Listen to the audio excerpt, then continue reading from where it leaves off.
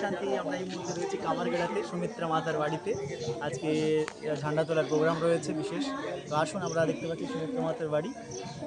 চলুন আমরা সুমিত্রা মাতার বাড়ির ভিতরে প্রবেশ করি। আসুন আমরা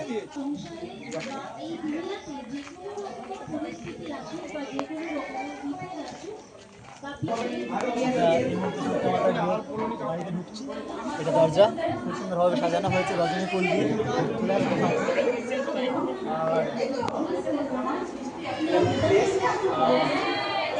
আর রয়েছে বাবার কামরা। খুব সুন্দর, খুব সুন্দর।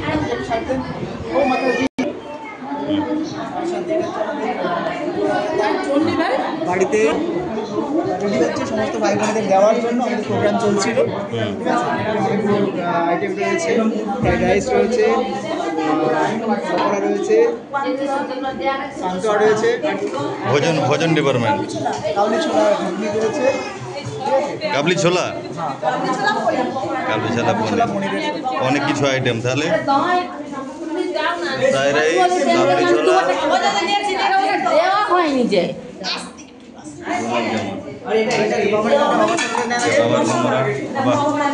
সুন্দর বাবা বসে আছে, বাপ দাদা।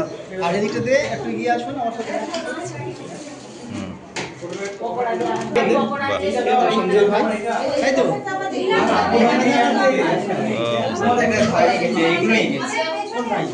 আমারই জায়গা জানিয়ে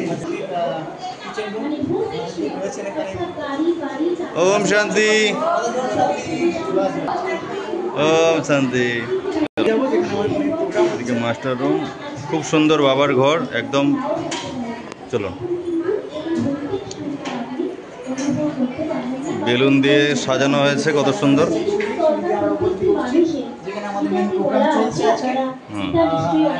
ময়ূরটাও কত খুব সুন্দর হয়েছে। বাহ, বেলুনের ঝোঁকাটা খুব সুন্দর হয়েছে, আঙুরের মতন না? আচ্ছা, উপরে প্রোগ্রাম চলছে, খুব সুন্দর। আত্মিক সুখ, যেটাকে বলা হচ্ছে অন্তর্মুখী সদা সুখী, মানে আত্মিক সুখ, অতীন্দ্রিয় সুখ।